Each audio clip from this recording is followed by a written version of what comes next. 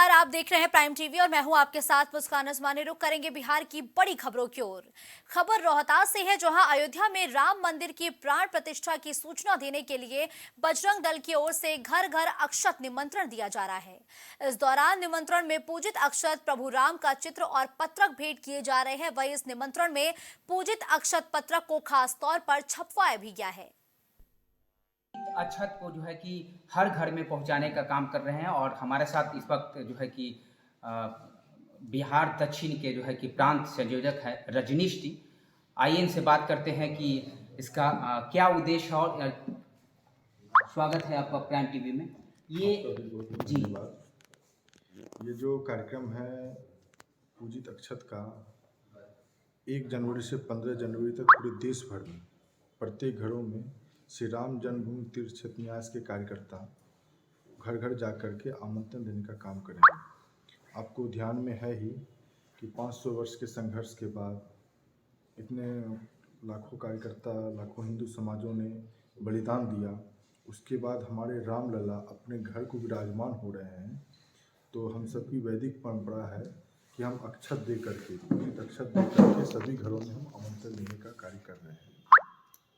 ये पूरा उद्देश्य क्या है आमंत्रित कर रहे हैं, तो किस तरीके से जो है कि मनाना चाह रहे हैं और लोगों को उजीतित कर रहे हैं कि क्योंकि एक तरफ जो है कि राजनीति मुद्दे भी हो रही है कि इस पे दूसरे के लोग जो हैं कि जैसे पार्टी के लोग हो गए दूसरे के कि हम आमंत्रित कर रहे हैं, ये नहीं कर रहे हैं, हम जाएंगे नहीं जाएंगे, तो उसको किस तरीके से देख रहे हैं? क्योंकि आप घर घर में जो है कि इसका जो है कि अक्षत दे रहे हैं और आमंत्रित कर रहे हैं। देखिए, पहली बात क्या है कि राजनीतिक विषय जो है, जो राजनीति करते हैं उनके खून में ही है राजनीति करना। हमारा काम है कि हिंदू समाज का जो इतने सालों से संघर्ष करने के बाद हम बार बार हमेशा संघर्ष करने के लिए समाज खड़ा हुआ है, लेकिन ये मतलब ये पहली बार है कि हम सब जो है रामलला का जो विग्रह है, रामलला की जो प्राण प्रतिष्ठा है, उसमें हम सभी को आमंत्रण पीला अक्षत दे करके, पूजित अक्षत दे करके आमंत्रण देने का कार्य जो है हम सब मिलकर के कर रहे हैं। यानी जो घर में लोग जो है कि उस अक्षत से पूजा करेंगे और एक जो है कि पूजा पाठ करने के बाद जो है कि वो अक्षत को क्या करना है, लोगों में एक कुछ मैसेज आप देना चाहेंगे किस तरीके से?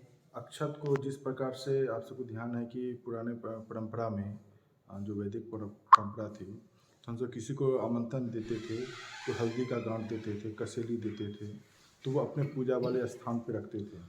तो उसी प्रकार से अक्षत को भी पूजा वाले स्थान पे और उसके माध्यम से एक राम मंदिर का चित्र और पत्रक दे रहे हैं। तो राम मंदिर का चित्र भी जो है उनको अपने घर में फ्रेम में करवा करके पूजा वाले स्थान पे रखने का ऐसा सबको आह्वान करने के लिए बताया गया है। तो 22 जनवरी के पूरे भारत में एक तरीके से कहा जाए कि दीपावली होगी। 22 जनवरी के दिन प्रत्येक मंदिर आधारित कार्यक्रम होना तय है। यानी जो मोहल्ले में जो मंदिर है, समाज से कहा गया है कि आपको एक दिन के लिए उसी को अयोध्या बनाना है। तो जिस प्रकार से अयोध्या में दीपोत्सव की तैयारी हो रही है, अयोध्या में दीपावली मनती है, और आपको ध्यान में ये है कि जब भगवान जो है 14 वर्ष के वनवास के बाद दीपावली मनी थी, तो 500 वर्ष के बाद फिर अपने घर आ रहे हैं हमारे रामलला। तो दीपावली पूरे भारत में और पूरे विश्व में जहाँ भी अपने हिंदू समाज रहते हैं वहाँ पे दीपावली मनाने का कार्यक्रम जो है तय है। आपने देखा हमारे साथ जो है रजनीश दक्षिण बिहार के बजरंग दल के संयोजक थे, उन्होंने बताया। ये तो अब देखना होगा कि जिस तरीके से जो है कि रामभूमि तीर्थ क्षेत्र का जो अक्षत घरों घरों में जा रही है और इसको लोग किस तरीके से अपनी आस्था से लेते हैं, अब देखना होगा। Prime TV, Manjeet, Rohtas. खबर सहरसा से है, जहां बंगाली बाजार रेल ओवरब्रिज निर्माण को लेकर कोसी युवा संगठन के कार्यकर्ताओं ने सांसद दिनेश चंद्र यादव के आवास का घेराव किया है। लोगों का साफ तौर पर कहना है कि बंगाली ओवरब्रिज का निर्माण जो हो रहा है उससे लोगों को नुकसान हो रहा है। कोसी युवा संगठन के संस्थापक सोहन झा जी हैं और इन्हीं के नेतृत्व में सारे लोग आए हैं। इन लोगों ने एक मेमोरेंडम दिया है जिसमें सहरसा में आरओबी निर्माण से संबंधित सभी लोगों को जानकारी, जो पुराने लोग हैं उनको अवश्य होगा कि सहरसा में ओवरब्रिज निर्माण की स्वीकृति वर्ष 1996-97 में हुई थी, जब हम पहली बार सांसद हुए थे।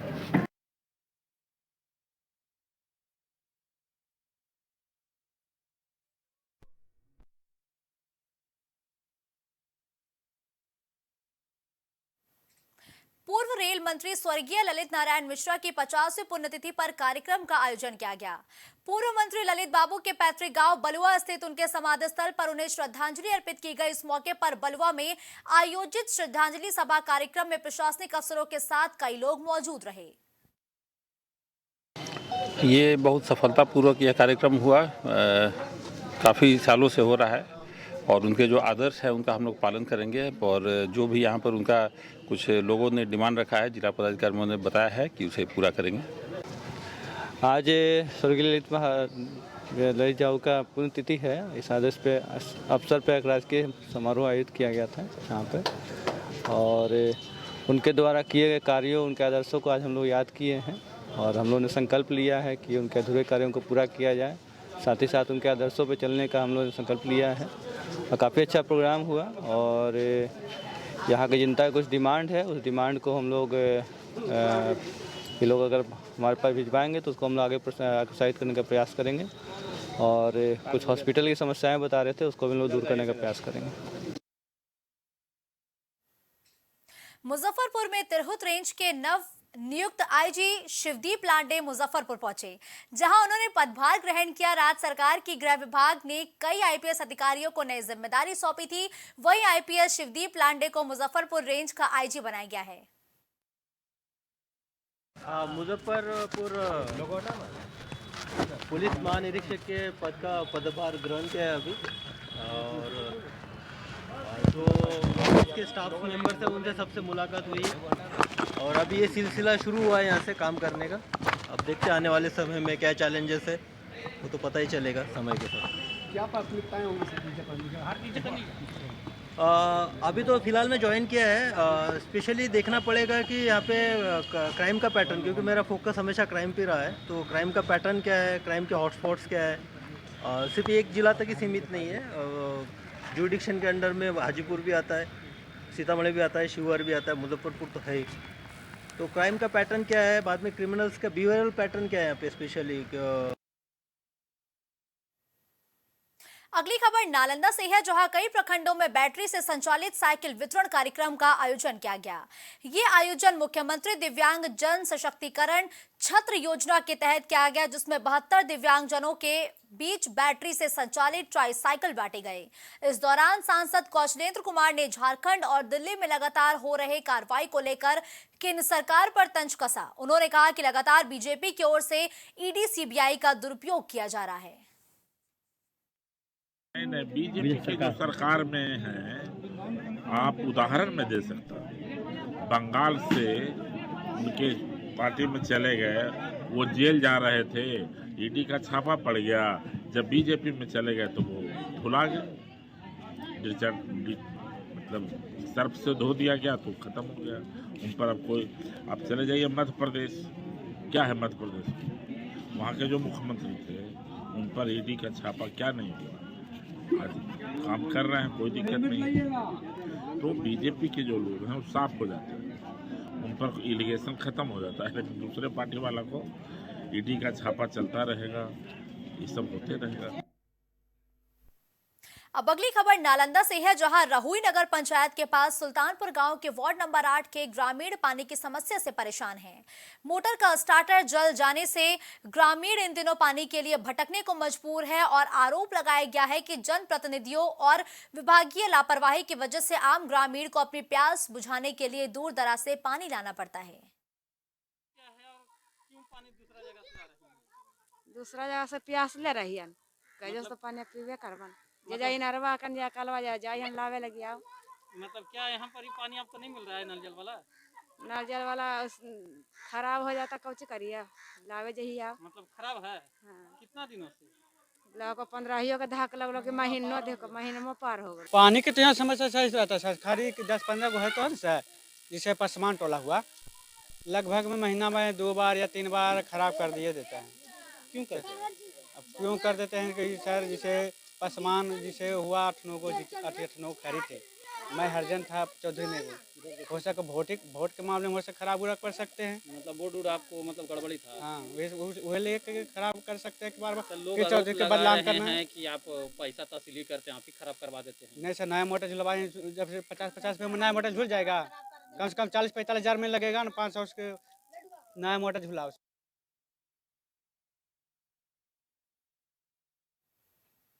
सहरसा से खबर है, जहां राज्य स्तरीय खादी मेला सह उद्यमी बाजार का शुभारंभ हुआ। मेले का उद्घाटन जिला पदाधिकारी वैभव चौधरी ने किया और मौके पर पुलिस अधीक्षक उपेंद्र नाथ वर्मा भी मौजूद रहे। इस दौरान डीएम ने कहा कि 10 दिवसीय मेले में पूरे राज्य के 115 खादी और ग्रामोद्योग संस्थानों ने भाग लिया है। साथ ही खादी, हैंडलूम, मुख्यमंत्री उद्यमी योजना समेत दूसरी संस्थाओं का स्टॉल लगाया गया है। इसी के तहत प्रदर्शनी का लाभ उठाने के लिए लोगों को मेले में आना चाहिए। इस मेले में मुख्यमंत्री उद्यमी योजना से लाभान्वित कई लाभार्थियों ने भी अपने स्टॉल लगाए। सहरसा जिले में बिहार सरकार के उद्योग विभाग के तत्वाधान में खादी मेला सह उद्यमी बाजार का आयोजन किया गया है, जो 10 दिन तक चलेगा। इसका मुख्य उद्देश्य है कि हमारे राज्य से आए हुए विभिन्न हमारे बुनकर बंधु हों, चाहे खादी से जुड़े हुए व्यापारी हों, उनके प्लेटफॉर्म मिल सकें। उसके अंदर वो अपना जो भी उनका सामान है, जो भी प्रोडक्ट है, उसको लोग बेच सकें। और हमारे लोकल लोग हैं या आसपास के जिलों से आए हुए जो भी हमारे नागरिक हैं, वो सब भी खादी के सामानों की क्वालिटी को देखें, उसको उनकी जो भी रिक्वायरमेंट है उसके अनुरूप वो लोग खरीदें, ताकि हमारे जो बुनकर बंधु हैं उनको भी प्रोत्साहन मिले और हमारे लोगों को भी बहुत ही अच्छी क्वालिटी का सामान इसमें उपलब्ध हो सकेगा। अब खबर पटना के बाढ़ से है, जहां किसानों ने करजान से ताजपुर सेतु निर्माण कार्य को शुरू होते ही बंद करवा दिया। किसानों ने मुआवजे की मांग करते हुए निर्माण कार्य को बंद करवा दिया है। इस दौरान धरने पर बैठे किसानों का कहना है कि मुआवजा साल 2011 के हिसाब से दिया जा रहा है, जबकि उनको आज के हिसाब से मुआवजा चाहिए।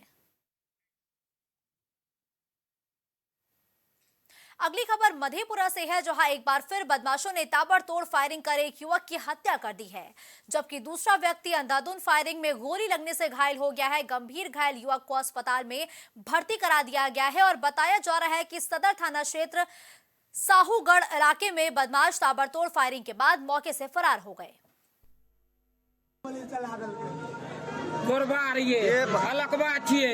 गोली मार लेकर हमें जे नाम बतबै छी, हमें नाम गौरव, आलोक, पुंजी जादव भी छै में मिलल, पुंजी जादव, आशीषवा उ सब मिल के गोली चलेलकै, मठाई के छोड़ा छियै सबटा।